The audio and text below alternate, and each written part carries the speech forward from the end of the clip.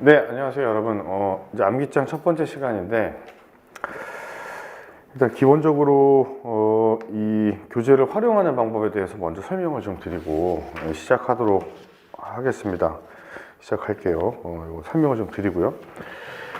그러니까 이것만 가지고 공부하시려고 하시는 분들도 있을 것 같아요. 근데 그 시작을 이것만으로 하는 게 괜찮냐?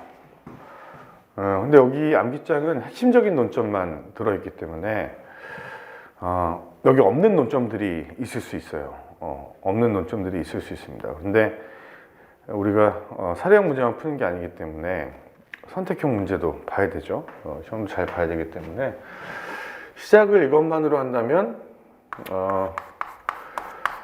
선택형 문제의 해결에 있어서는 좀 부족할 수가 있습니다. 부족할 수가 있기 때문에 이 선택형 문제와 관련해서는 이 순서대로 이제 강의 수가 좀 짧잖아요. 이 순서대로 나갈 때 이 해당 부분이 이제 뭐 건너뛰는 부분이 있을 거란 말이에요. 그런 거는 뭐 조문을 보셔도 되는데 좀 설명이 있는 조문집이 좋을 것 같다. 그러니까 조문집 강의를 들으셔도 기본 강의 교재가 이거니까 이걸 들으셔도 되고 아니면은 뭡니까? 그냥 조문을 공부하셔도 되는데 어쨌든 법조문을 빼먹으면 안 돼요. 법조문은 다 봐야 된다. 근데 이게 그냥 법전을 보게 되면 중요한 것들을 우리가 선별해내기가 좀 어렵기 때문에 강의를 통하는 게 효율적이겠죠. 그리고 여기다가 한 가지 더 추가해드리고 싶은 거는 최신 판례와 관련된 얘기 꼭 봐야 됩니다. 여기는 이제 기본적인 사례 문제를 가지고 얘기를 하고 있기 때문에 최신 판례를 꼭 봐야 되고 이 최신 판례는 적어도 이 3개년에 대한 판례가 꼭 들어가 있어야 돼요. 아무튼 요 암기장은 이름이 이제 암기장으로 되어 있고 마치 암기하면은 전체를 다 잘 볼 수 있을 것 같은 느낌은 들지만 주요 논점 위주로 되어 있다는 것이고 그 논점도 제가 충분한 설명을 좀 드리려고 노력을 하겠습니다만 우리가 시간이 좀 제한되어 있기 때문에 어찌됐건 사례형 중심으로 이루어질 수밖에 없다. 근데 다만 이게 꼭 사례형을 위한 해설이라기보다는 실제 사례, 여기 있는 사례들이 실제 사례를 가지고 만든 거거든요. 그러니까 단문 사례 연습이랑은 좀 다르죠. 단문 사례 연습은 판례 사례를 좀 가공해서 최대한 간단한 논점으로 만들어서 이제 한 문항 정도로 만들어서 거기에 답안을 붙이는 연습을 하는 거라면 얘네들은 주요한 판례들이 많은데 교수님들이 뽑아놓은 교재가 있어요. 판례백선이라는 교재인데 상법 판례백선이죠. 상법 판례백선. 여기서 관련된 판례의 사실관계를 가져온 거고 이 사실관계에서 논점을 추출한 다음에 이 논점에 대한 해설을 다룬 것이고 그리고 단순히 이제 문제를 푸는 데 필요한 해설만 있는 것이 아니라 일반론이 좀 추가되어 있습니다. 그리고 이것을 우리가 맨 끝에 객관식 문제가 아니요 OX 문제죠. OX 문제가 몇 문제 붙어 있는데 이걸 통해서 내가 배웠던 문제들이 이 문제가 되었을 때 어떻게 되는지를 이제 확인하는 그런 교재로 이용하시면 됩니다. 근데 교재에 보시면은 일단 뭐 교과 순서대로 되어 있고요. 그리고 쟁점에 보시면은 이제 논점이 크게 있어요. 그냥 상인 자격 이렇게 나와 있지 않고 첫 번째 페이지를 보시면 이제 상인 자격의 취득 시기라고 되어 있단 말이에요. 그러면 여러분들은 이 쟁점을 통해서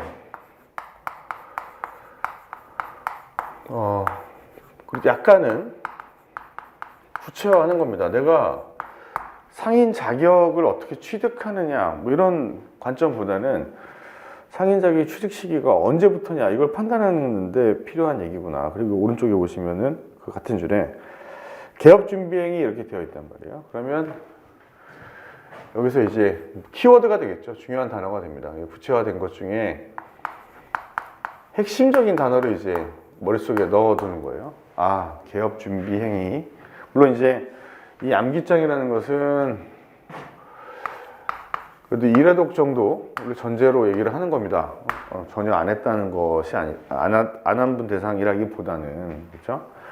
1회독 정도를 전제하는 것이기 때문에 취득 시기라고 했으면 개업 준비행위 이게 탁 떠올라야 돼요. 그래서 이것을 조금 설명한 것이 쟁점의 다음에 나오는 것이 이제 키라고 되어 있어서 좀 설명이 있단 말이에요. 쟁점에 대한 이 단어로 물론 여러분들 머릿속에 떠올릴 수 있어야 되지만 상인 자격의 취득 시기를 확정할 수 있어야 상법의 적용 여부를 판단할 수 있다.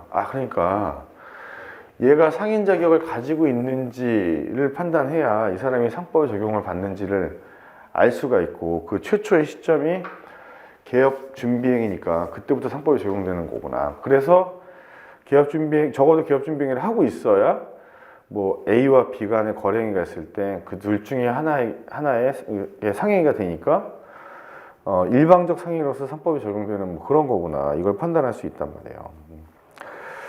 그리고 이 키에 대한 얘기가 이제 토픽으로서 사례 문제가 나와 있죠. 근데 이 사례 문제는 다소 사실관계가 좀 복잡하게 되어 있어요. 그 이유는 이 판례백선에 있는 사실관계를 정리를 그나마 한 건데 가지고 와서 이 사례 문제를 이렇게까지 좀 상세하게 쓴 것은 실제 수험 현장에서 여러분들이 우리 문제 길잖아요. 굉장히 길거든요. 그런 문제에 대응할 수 있는 정도의 사실관계를 본 겁니다. 그러면 이 문제를 읽으면서 어디서 논점이 될지를 이제 추측해 보는 거예요. 문제화된 사실관계에서 추측을 해보면 그 밑에 뭐라고 되어 있어요?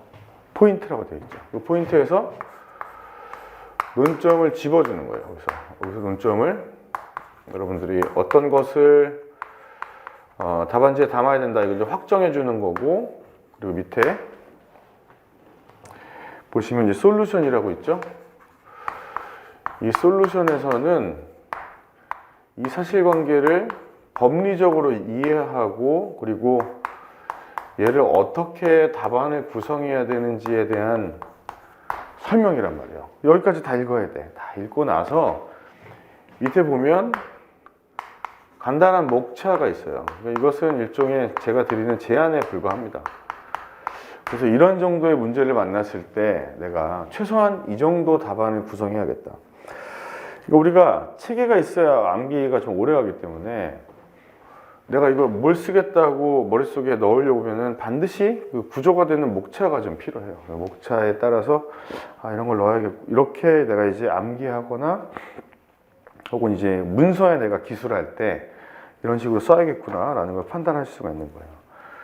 그리고 이제 나오는 것은 직접적인 어떤 답안 구성이라기보다는 이 사례와 관련된 일반론을 좀 줄인 겁니다. 핵심이에요, 핵심적인 내용입니다. 그래서 제가 이제 추천드리는 것은 이 목차를 보고 나서 이걸 본 다음에 다시 한번 이렇게 올라와서 구술이든 아니면 서술이든지 간에 내가 해당 목차를 말하면서 거기다 뭘 넣겠다라는 것을 이걸 이제 암기하고 나서 거기다 한번 다시 대입을 해보는 게 꼭 필요하다고 생각이 들어요, 저는. 그러니까 눈으로만 계속 보면 뭐해. 이제 혼자 술술술 얘기할 수 있어야 되는데 이제 그게 안 되면 실제 시험장에서 뭘 쓸 수가 없으니까 그 부분을 준비하시라는 거고요. 그리고 이제 일반 이론을 다 보면은 마지막에 기출문제, 제가 선택형 기출문제를 가지고 OX 문제를 만들어 놨거든요. 다시 한번 일반론에 대한 내용을 확인하시라, 뭐 이런 구조로 되어 있다는 겁니다. 순서대로 읽다 보면 그런 느낌이 오실 텐데 그래도 혹시 제가 설명을 한번 드렸고요. 첫 번째 논점을 같이 보면서 얘기를 한번 해봅시다. 자, 쟁점, 상인자격의 취득 시기예요. 상인자격의 취득 시기를 보는 이유는 뭐라고요? 상법의 적용 범위를 확정하기 위해서 그래요. 그리고 핵심적인 단어가 바로 개업 준비행위란 말이에요. 상인은 실제로 영업을 하기 전부터 개업 준비행위라는 시점부터 상법의 적용을 받습니다. 이 개업 준비행위가 바로 보조적 상행위가 되기 때문이고, 이 보조적 상행위를 우리가 어떻게 개념 정의할 수 있겠습니까? 영업 자체는 아니지만 그 영업을 위하여 하는 행위, 자, 그렇다고 하더라도 어떻게 본다고? 일단 상법을 적용하는 것으로 본다. 자, 이게 상법의 태도죠. 자, 키를 보시면 상인 자격의 취득 시기를 확정할 수 있어야 상법의 적용 여부를 판단할 수 있다. 우리가 기록형 문제도 마찬가지인데 A와 B 간의 거래가 있다고 할 때 적어도 둘 중에 하나에게 상해가 된다고 말을 해야 이 상사에 관한 법리가 적용되죠. 적어도 특별한 예외가 아니라면 일방적으로 상행이어야 상법이 적용되니까요. 그렇죠? 자, 문제를 읽겠습니다. 토픽. Y는 운영하던 학원을 폐업하고 독립행정구역 내에 다시 학원을 개업하는 과정에서 학원 건물의 매입을 위해 비상인인 X로부터 영업준비자금을 차용하였다. Y는 학원업을 폐업한 사람, 이것보다 더 중요한 것은 이걸 하다가 그만두었지만 다시 학원을 하기 위해서, 그렇죠? 준비한다는 게 바로 개업 준비행위가 되겠습니다.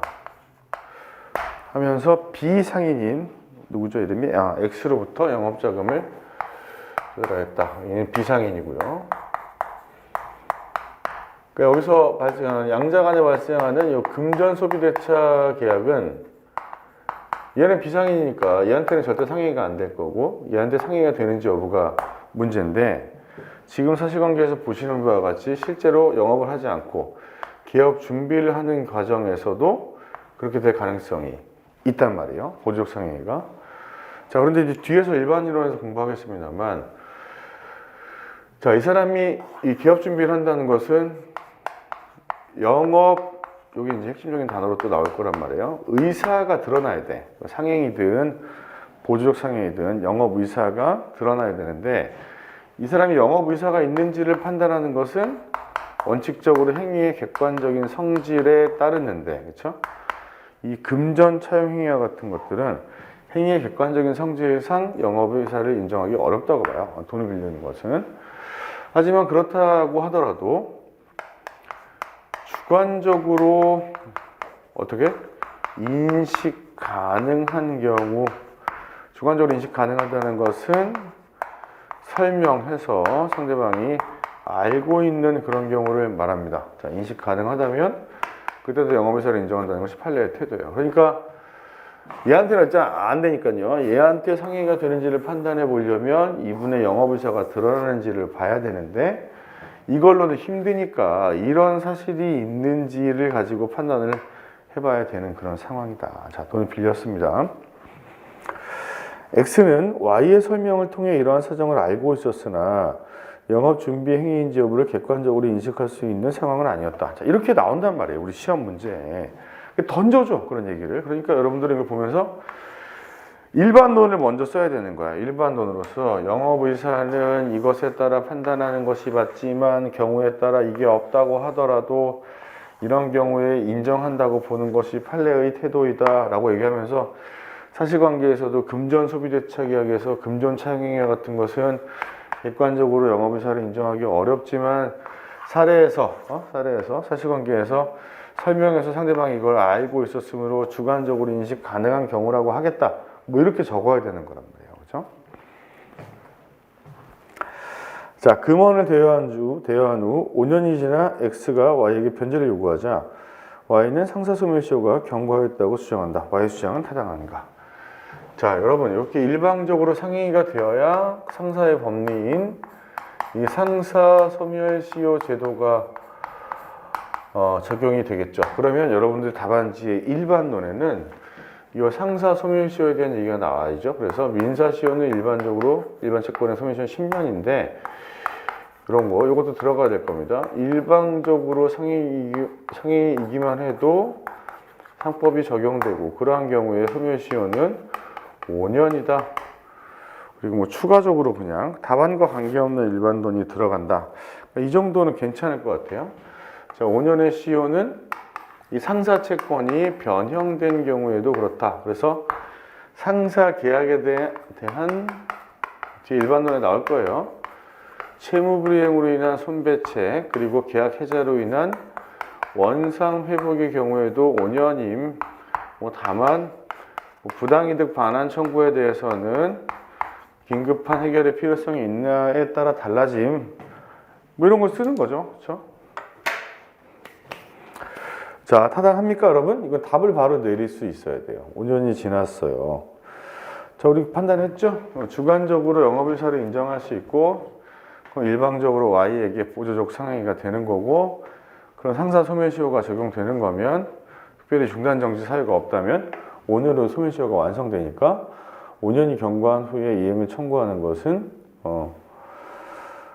불가능하겠죠? 주장은 타당한가? 그렇지 않다가 답이 되겠습니다. 자, 포인트 볼게요. 상인은 영업의사가 갖추어진 때 상인 자격을 취득한다. 이 상인 자격을 취득한다 라는 말을 다른 말로 바꾸면 개업 준비 행위로 인정이 된다는 거죠. 개업 준비 행위로 인정이 된다는 말은 최초의 보조적 상행위가 등장을 해야 된다는 겁니다. 다시, 자, 보조적 상행위 때부터 상법의 적용을 받으니까 처음 등장하는 보조적 상행위로서 이 사람은 상인 자격을 취득하게 돼요. 그게 바로 개업 준비 행위고요. 그래서 보겠습니다. 그리고 영업의사가 최초로 드러나는 것은 개업 준비 행위를 통해서이다. 따라서 개업 준비 행위는 영업을 위해서 하는 행위, 즉 보조적 상행위로서 상법에 적용 대상이 된다. 자, 여기서 여러분들은 보조적 상행위의 개념을 정의할 수 있어야 돼요. 영업을 위해서 하는 것이다. 영업을 위해서. 자, 솔루션 볼게요. 처음만 좀 자세히 읽고 나머지는 제 설명으로 가름할 겁니다. 자, 상사시효 적용 여부를 묻고 있다. 상사 매매 등의 경우를 제외하고 일방적 상행위에도 상법이 적용된다. 이게 원칙이에요. 그러니까 쌍방적으로 상행임을 요구하는 것은 상사 매매, 또 뭐 있어? 상사 유치권, 뭐 그 경우에는 피담보 채권이 쌍방적으로 발생할 건 뭐 그런 거란 말이에요. 원칙은 일방적 상행위에도 상법이 적용되죠. 그래서 사례의 당사자 중 1인이 상인이면 소멸시효는 5년이 되는 겁니다. 상인 자격을 취득했다면. X는 비상인이라고 단정을 줬으니까 Y가 상인이 될 수 있는지, 즉 Y가 상인 자격을 취득했는지를 판단하는 게 가장 중요한 일이 되겠습니다. Y는 학원 준비업을 하고 있죠. 학원 준비업이래. 학원업을 준비하고 있죠. 자, 학원업을 준비하고 있는 사람이 상인이 될 수 있는가는 얘가 4조의 상인이 되는 거냐 5조의 상인이 되는 거냐 이거 판단하는 거거든요, 여러분. 근데 얘가 4조의 상인이 될 수 있는지 여부는 이 46조의 행위를 하는지 여부에 따라 달라져요. 그렇죠? 46조 이외의 행위를 하고 있다면 4조는 절대 안 되고 5조의 상인이만 될 수가 있죠. 그렇죠? 46조 행위가 아니라면. 근데 여러분들 잘 알고 계시겠지만 학원업은 여기 없어요. 교육업은 없단 말이야. 그러니까 46조 이외의 행위라는 거니까 5조의 상인이 될 여지만 남아있고 5조의 상인이 되려면 두 가지의 요건을 갖춰야 돼요. 이걸 안 하지만 이게 뭡니까? 자, 상인과 같은 설비를 갖추고 있거나 아니면 상법상 회사여야 되는데 여긴 그런 얘기는 없으니까 이것에 해당하는지를 판단해 봐야 되겠고 학원을 하기 위해서 건물을 빌리거나 사거나 하는 일들이 있을 테니까 뭐 이것으로 5조 1항의 상인이 되는지 5조 1항의 상인으로서 개업 준비를 하고 있는지 이런 것들을 판단해 보시면 되겠죠. 그런 얘기가 뒤에 나와요. 자, 계속 보겠습니다. Y는 학원업 개업 준비를 하고 있다. 이거는 46조 행위는 아니니까 4조는 안 된다. 이제 5조의 상인 가능성만 남는데 회사가 아니라면 점포 기타 유사한 설비를 갖춰야 되는데 학원 건물의 매입을 위한 금전 차용이기 때문에 점포를 갖춘 설비 상인으로서의 개업 준비 행위라고 볼 수가 있겠죠. 문제는 이 사람이 상인 자격을 언제 취득하냐는 건데 언급한 바와 같이 영업을 개시하기 전이라도 언제 영업의사가 드러나는 때거든요. 영업의사가 있었느냐 이건 어떻게 판단한다고요? 원칙, 행위의 객관적인 성질 혹은 원칙에 대한 예외로서 객관적 성질상 영업의사를 인정하기 어려운 거. 그 대표 선수가 뭐라고요? 바로 금전 차용행위입니다. 자, 그런 경우에는 주관적 인식 가능성 판례. 자, 주관적 인식 가능성은 뭡니까? 모르지. 얘가 돈 왜 빌려고 하는지. 근데 얘가 막 구구절절 얘기를 하는 거야. 내가 학원 하려고 하는데 돈이 없어갖고 말이지. 건물을 좀 빌려야 되는데 힘드네. 이런 얘기를 해서 알고 있다면 예외적으로 그때도 영업의사를 인정한다. 사실관계의 경우에는 인정된다. 따라서 상인 자격을 취득한다. 상인 자격을 취득했다면 일방적으로 상해가 된다. 이렇게 정리를 하시면 되겠죠. 자, 관련된 논점에 대한 간단한 목차를 보면, 자, 상인의 의의 보겠습니다. 당연상인이요. 당연상인은 4조에 있는 상인이고 어떤 상인이라고 되어 있어요. 그러니까 이런 거 볼 때 법조문 보란 말이야. 보면서 일방적 상행위도 정리하고 거기 보신 김에 공법인의 상행위에 대해서도 3법이 적용된다는 것도 정리하고 나온 김에 미성년자의 상행에 대한 것도 정리하고 한번 쭉 보란 말이야. 자, 당연상인은 뭐라고 되어 있습니까? 자기 명의로 상행위를 하는 자라고 되어 있죠. 여기 한번 그냥 한 번만 읽어봤다고 하더라도 여러분 기억을 한번 더듬어봐. 4조에 이렇게 되어 있죠. 법정 같이 놓고 보면서 여기서 말하는 자기 명의는 뭐예요? 상행위로 발생하는 법률 효과의 귀속 주체가 된다는 얘기, 그러니까 실질적 귀속 주체가 된다는 얘기. 따라서 행정명의, 납세명의는 불문. 실제로 내가 상행위로 인한 사장님인지가 중요하다는 거죠, 그렇죠? 그리고 더불어서 법은 명의만 요구하고 있으니까 계산일 필요는 없음. 그러니까 타인 계산이어도 괜찮음, 그렇죠? 그 다음에 4조에서 말하는 상행위라는 것은 뭐예요? 46조에서 한정적으로 열거하고 있는 22가지 행위이다. 그렇죠? 46조에 다음 각호의 행위를 어떻게 하라고 되어 있습니까? 영업으로 하라고 되어 있죠.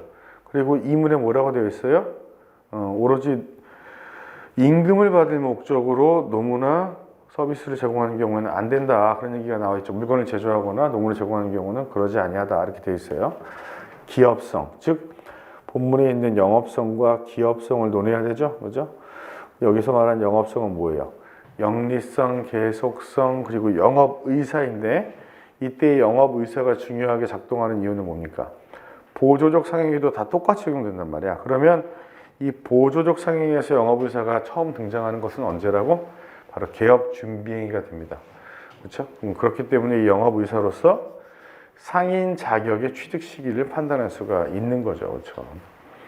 그 다음 의제상인의 경우에는 영업성, 기업성 요건은 당연상인과 똑같아요. 똑같은데 다만 46조 이외 행위를 하는 사람들을 말하고 추가적인 요건으로 상인적 설비와 방법으로 아니면 회사이던가 그런 얘기를 할 수가 있겠고, 자, 상인 자격의 취득은 법인과 자연인을 좀 구별해야 돼요. 법인인 경우에는 언제 법인이 탄생합니까? 특히 영리법인인 회사의 경우에는 상설적 효력이 있는 설립 등기로 법인격을 취득하니까 그때 상인 자격을 갖는다고 보면 돼요. 자, 다만 상인 자격을 상실하는 시기는 해산 등기를 하는 시점이 아니라 청산이 사실상 종결되어서 법인격이 소멸한 때 그렇다. 하지만 자연인의 경우에는 뭐 법인과 다르게 법인처럼 태생적인 영리법인이 아니란 말이에요. 그러니까 처음부터 영리성을 가지고 있는 게 아니야. 그러니까 이 사람들은 언제부터? 그래, 우리가 지금까지 얘기했잖아요. 영업의사가 처음 드러나는 그 개업준비행위를 한때로부터 상인 자격을 취득한다. 더불어 저는 방금 전에 법인 중에 영리법인을 얘기했지만 공익법인이나 비영리법인인 경우에는 회사와는 다르게 늘 영리성을 가지고 있는 것이 아니기 때문에 자연인과 마찬가지로 판단한다. 자, 이렇게 결론 내리시면 돼요. 그게 판례의 태도죠. 자연인과 마찬가지라는 게 뭡니까? 영업의사가 처음으로 드러난 때 상인 자격을 취득한다. 이 상인 자격을 취득한다는 걸 바꿔서 말하면 뭡니까, 여러분?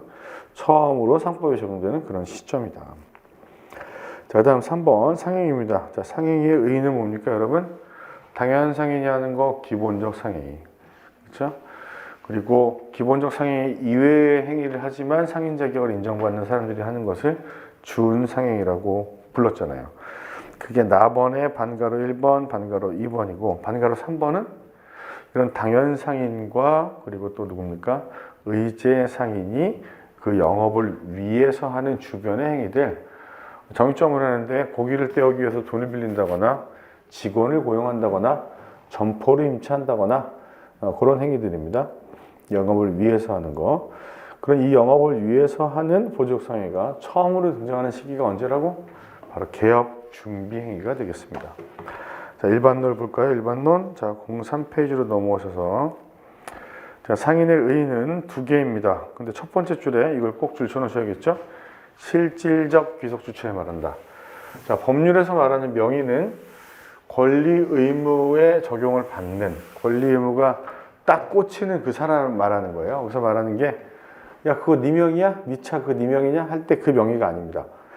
단어가 같지만 의미가 달라요. 단어가 같지만 의미가 다릅니다. 실질적 귀속주체라고 그러는 거죠, 그것을. 그리고 영업활동의 내용에 따라 4조와 5조가 나뉜다. 영업활동의 내용이라는 게 뭡니까? 46조의 행위를 하느냐 그렇지 않느냐에 따라서 4조의 상인과 5조의 상인으로 나뉘어진다는 거고요. 그 다음 가번의 당연상인의 경우에는 아까 말씀드린 대로 자기 명의로 상행을 해야 됩니다. 여기서 말하는 자기 명의가 뭐라고요? 상행위로 발생하는 권리 의무의 실질적 귀속주체다. 첫 번째 줄 끝에 줄 치시고 바로 밑에 있는 그 행정명의나 납세명의를 얘가 가져야 된다. 그런 의미는 아니라고 말했어요. 이런 법률상 명의를 말하는 것이 아니다. 그래서 바로 옆에 법적 효과를 받는 사람과 납세명의가 다를 경우, 그러니까 뭐 제가 장사를 하는데 제가 사장님입니다만 와이프 이름으로 사업자 등록을 했고 세금을 와이프가 내요. 그렇다고 해서 그 와이프가 상인인 것이 아니라 내가 상인이다. 다만 와이프는 사업자 등록명의를 빌려줬으니까 명의 대여자로서 책임을 질 수는 있겠죠. 반가로 이번에는 판례도 볼까요? 오래됐네요. 62년 판결인데 판례는 점포의 임차 명의인이 부인 명의로 되어 있고 가게 이름은 와이프 이름을 빌렸고요. 납세 명의인은 남편의 명의로 되어 있을 뿐 본권 영업이 남편 또는 부인의 누구에 속하는지 분명하지 아니한 경우에는 남편의 상인으로 추정한다고 봤습니다. 그런 판례이고요. 상행위는 제가 말씀드린 것처럼 기본적으로 당연상행위 하는 걸 기본적 상행위, 의제상행위 하는 것을 준상행위라고 부릅니다. 여기서 말하는 기본적 상행위는 첫 번째 줄 중간에 46조에 한정적으로 열거된 겁니다. 얘네들 요 22가지 행위만을 말한다. 그리고 그 각호의 행위가 우리가 상행위라고 부르기 위해서는 네 번째 줄 끝에 영업성과 기업성을 갖춰야 되는데 영업성이랑 기업성이라는 표현은 법문에 있지만 영업성이 무엇으로 이루어져 있는가는 해석의 영역입니다. 자, 거기서는 영리성, 계속성, 영업의사를 말하고 있다. 자, 그 다음 나번의 의제상인 보겠습니다. 자, 의제상인은 5조 1항에 따라 상인적 설비와 방법으로 이 단어를 외우시면 돼요. 상인적 설비와 방법으로 자, 영업을 하시는 분을 말해요. 자, 기본적인 요건은 46조가 아닌 행위를 하는 사람이어야 됩니다. 그렇죠? 그리고 두 번째 줄에 상인적 방법이란 일반 사회 통념상 상인적 방법으로 인정될 수 있는 것이어야 된다. 그 정도 표현은 기억해 두셔야 답안 작성이 편할 것 같습니다. 그 다음 민사회사는 5조 2항에 있는 회사인데 회사지만 46조 이외의 행위를 하는 회사들을 민사회사. 그렇다면 회사가 46조의 기본적 상행위를 한다면 걔네들을 상사회사라고 부르는 거죠. 자, 넘어가서 상인 자격의 취득 보겠습니다. 자, 법인 설립 등기로서 갖는다. 그리고 세 번째 줄 끝에 보시면 청산 업무가 사실상 종결한 때의 법인격, 그 영리 기업으로서의 법인격을 사라지는 거죠. 자, 여기서 중요한 단어는 사실상 종결입니다. 그러니까 청산이 다 끝나야 상인 자격을 잃어버리는데 이 청산 절차가 끝났다라고 말하는 건 진짜 끝나야 돼요. 그러니까 법률상 정해진 날짜가 다 지나갔다고 해서 청산 절차가 종료했다고 보기는 좀 어렵습니다. 자, 그리고 반가로 2번 판례에 뜯어보겠습니다. 판례는 언제 자연인인 경우 상인 자격을 취득한다고 봐요? 자, 행위의 객관적 성질에 따르지만 여기 굵은 글씨에서처럼 행위자의 주관적인 의사가 영업을 위한 준비 행위였고 상대방도 그것을 알고 있었다면 그때 영업의사가 인정된다고 보는 거죠. 그리고 여기 다섯 번째 줄 괄호 안에 있는 것처럼 금전 차용 행위가 바로 대표적으로 행위의 객관적인 성질상 뭡니까? 영업의사를 인정하기 어려운 부분이에요. 그리고 맨 밑에 줄쳐진 부분 행위자의 주관적 의사가 영업을 위한 준비 행위여야 된다. 그러니까 본인 자체가 그렇게 인지를 하고 있어야 된다는 것이고요. 한 가지만 더 추가하자면 자신의 영업을 위한 의사예요. 자, 따라서 갑 주식회사가 있고 A 대표가 있는데 이 A 대표가 B로부터 금전을 차용해 와요. 돈을 빌려왔어. 돈을 빌려와서 물론 이제 명의는 자신의 명의로 빌렸어요. 그러니까 대표자 명의로 빌린 게 아니라 본인의 명의로 빌렸다면 이 빌린 돈을 회사에 뭐로 썼다고 하더라도 운영자금으로 썼다고 하더라도 얘한테 상행위가 되지 않는다는 겁니다. 물론 얘한테도 안 되죠. 따라서 얘도 비상인이라면 일방적으로 상행위가 안 되는 경우가 발생하는 겁니다. 자, 그래서 얘가 타인의 영업을 위해서 돈을 빌려왔다면 일단 얘한테는 안 된다. 그리고 대표자 명의로 한 것이 아니라 개인 명의, 자신 명의로 했기 때문에 기관 행위가 아니기 때문에 갑회사의 명의도 안 된다. 이런 부분을 조심하셔야겠습니다. 자, 그 다음 5페이지로 넘어가서 상행위 보겠습니다. 자, 종류로 넘어오시면 기본적 상행위는 당연상행위 하는 영업으로 하는 행위 46조의 22가지 행위를 말하고요. 준상행위는 의제상인들이 하는 것을 이걸 구별하려고 준상행위라고 부릅니다. 얘는 46조가 아닌 행위를 하니까요. 하지만 이 준상행위나 기본적 상행위나 전부 다 상법이 적용된다는 점에서 적용 범위의 차이는 전혀 없습니다. 둘이 똑같죠? 그 다음 보조적 상행위는 영업을 위하여 하는 행위입니다. 영업 주변에 있는 행위가 되겠고요. 나번에 보시면은 두 번째 줄에 이것도 주관적인 의도를 고려하지 않아요. 그러니까 어떤 거래 보호나 상대방 보호에 관점이 필요한 경우에는 행위자의 주관적인 요소를 고려하지 않습니다, 여러분. 행위의 객관적인 성질로 판단하는 것이고요. 그리고 이때 개업 준비 행위가 바로 최초의 보조적 상행위다. 영업하기 전에 이 사람이 영업을 하려고 하는 꿈틀꿈틀대는 그 시점이 바로 개업 준비 행위가 되겠습니다. 자, 여기서도 객관적으로 인식 가능한 상황, 뭐 간판을 붙인다거나 뭐 지점도 같이 설치할 건데 지점의 뭐 지배인이라거나 뭐 이런 경우라는 건 드러나잖아요. 아, 저 사람 영업하려고 하는구나. 아니, 그런 게 아니라 단순히 돈을 빌려갔다. 이거 왜 빌려갔는지 모른단 말이야. 자, 그런 경우에는 행위의 객관적 성질은 영업의사가 있다고 보기 어렵지만 내가 설명한 경우에 즉 주관적 인식 가능성이 있다면 그럼에도 불구하고 영업의사를 인정한다. 이 부분을 기억하셔야 되겠죠. 그렇죠? 자, 그 다음에 여러분들이 선택형 문제에 대비하기 위해서 한 가지만 더 보시면 추정이에요. 자, 상법은 어느 행위가 영업을 위해서 하는 행위인지 여부가 불분명한 경우를 대비하고, 그렇죠? 뭐 매번 영업의사가 있었느냐 이거 다 판단하기 어려우니까 일단 상인의 행위는 영업을 위한 것으로 추정한다. 상인이 된 후에 물론 이 사람이 이제 이때 영업을 시작하는데 이때부터 개업을 준비했어요. 근데 개업을 준비하는 이 시점에서는 아직 상인이 아닌 거고 이 개업 준비와 관련해서 영업의사가 인정이 되면 상인성이 인정되는 거잖아요.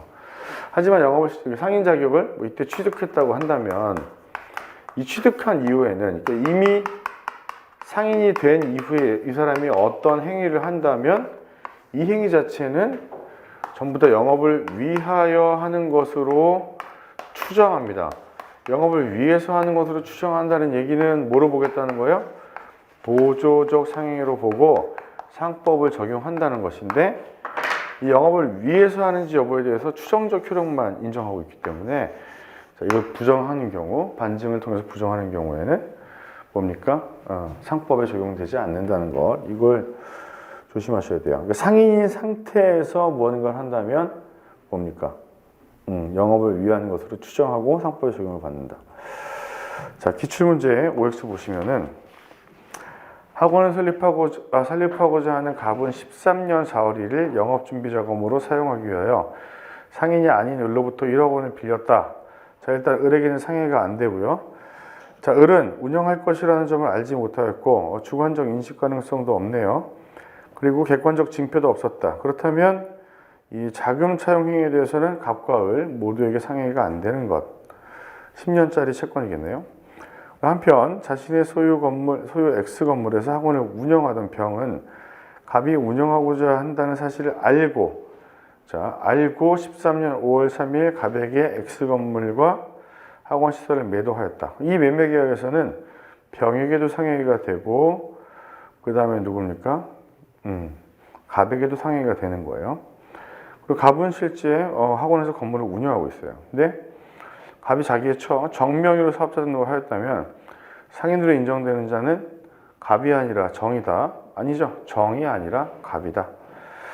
자, 2번.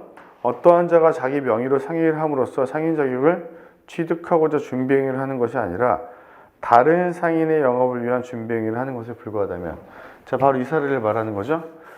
어떤 법인의 대표기관 혹은 뭐 발기인 이런 애들이 개인 명의로 돈을 빌려와서 회사 운영 작업으로 썼단 말이에요. 그러면 이때 이 개인 명의로 빌린 사람들한테 상인성이 인정되느냐 그런 얘기인데 그렇지 않다고 말씀을 드렸습니다. 자, 음영된 곳에 있는 것이 이제 그 판결문에 대한 판례인데 이걸 한번 참고하시면 되겠고요. 자, 그 다음에 우리가 조금 이르긴 한데 10분만 쉬었다가 지배권 남용에 대해서 보도록 하겠습니다.